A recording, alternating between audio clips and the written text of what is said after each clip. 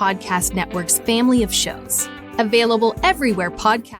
Hello everyone and welcome back into the GSMC Dead Ball Sports Podcast, brought to you as always by the GSMC Sports Network. And for our fourth segment of today's show, we're going to be talking about some of the teams under the most pressure, not just after the All-Star break, the trade deadline, to really break through and become contenders in the NBA this season.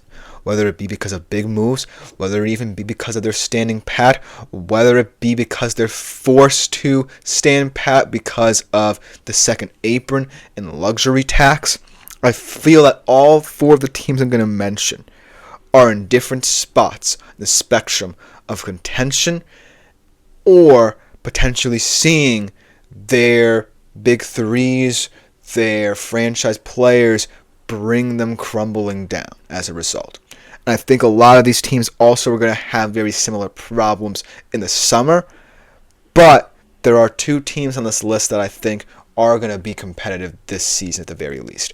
But that just goes to show the bizarre nature of the NBA and how certain rules and restrictions can hinder you from really becoming a true contender in this landscape. Without further ado, let's just jump right into the top 5 teams under most pressure. Actually, 4 on my list for this one at the very least. Starting off with the team that swung for the fences, the Los Angeles Lakers. Now, I don't necessarily feel that this team needs to win a championship this year, because I don't necessarily think it's going to happen. They don't really, in my opinion, scream championship contender like some other top teams do, but they did get better, and their championship window is now open. So there's always pressure on a team, maybe not immediately, but say in the 3 to 5 year span, to start winning and winning quick and winning in volume, most importantly. And I think that's going to be expected of a lot of teams in the NBA, not just the Lakers, the teams like Boston, teams like OKC, if they can challenge for the title this year. But the weird thing about the Lakers is that they're actually in a decent position. Out of all the teams who are title favorites, contenders this year, they're the one who don't necessarily have the most restrictions on them. And that could lead to them potentially having a bigger championship window than people even think. Now, obviously, August 2nd's the day when Luka can decide whether or not he wants to sign an extension, because he's not eligible for the Supermax anymore because of this trade. And then you also have to worry about LeBron's free agency status as well, whether or not he wants to continue to play as a result. So those are two big questions they have to answer.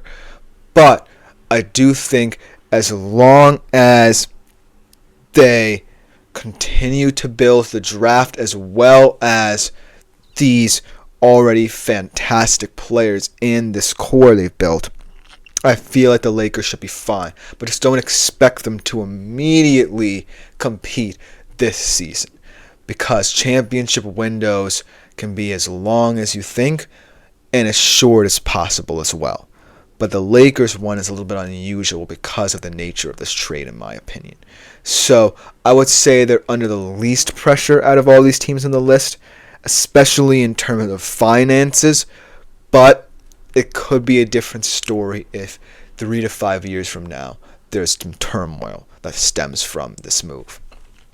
Then let's start with the teams now that are under financial pressure, really couldn't do much at the trade deadline as a result, and probably are going to have worries extend into the summer. Let's start off with the Phoenix Suns, man. This is a team that I feel like really, really has to bite the bullet quite often. And looking at how this roster really got tied together, I feel like there are very few ways out of it now.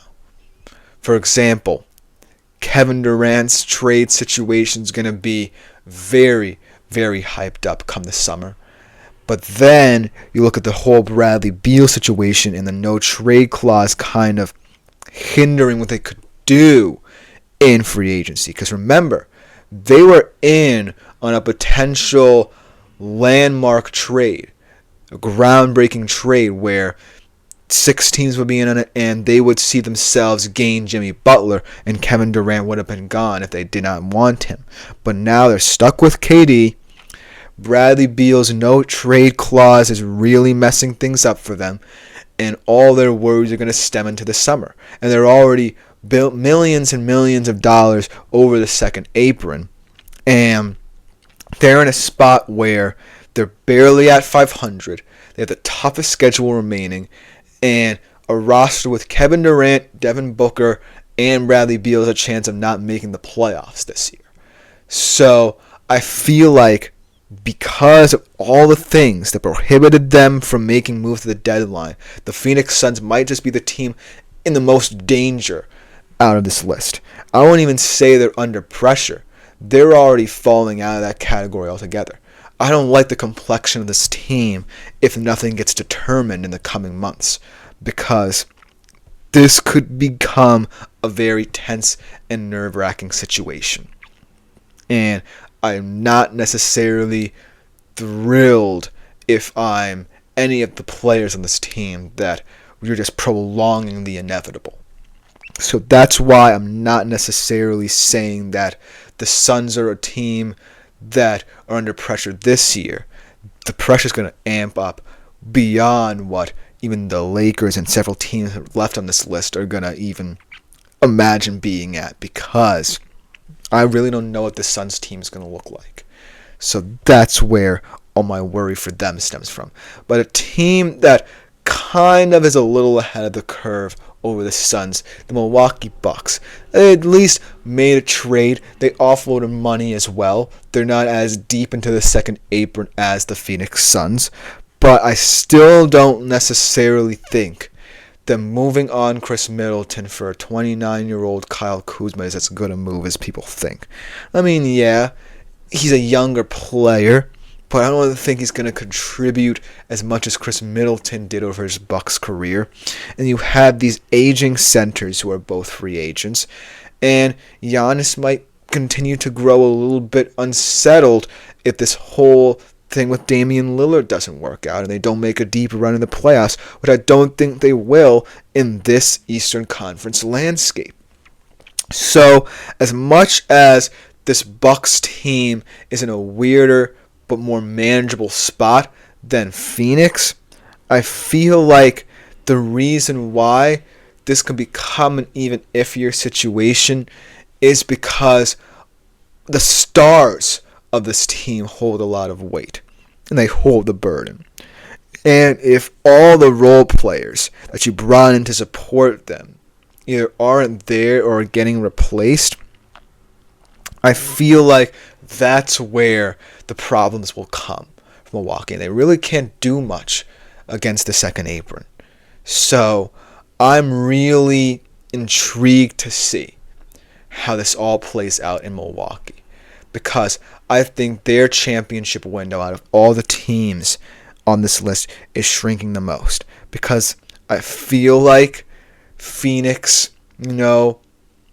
as much as there's going to be a potential big shakeup there, I still think that Devin Booker's a championship caliber player.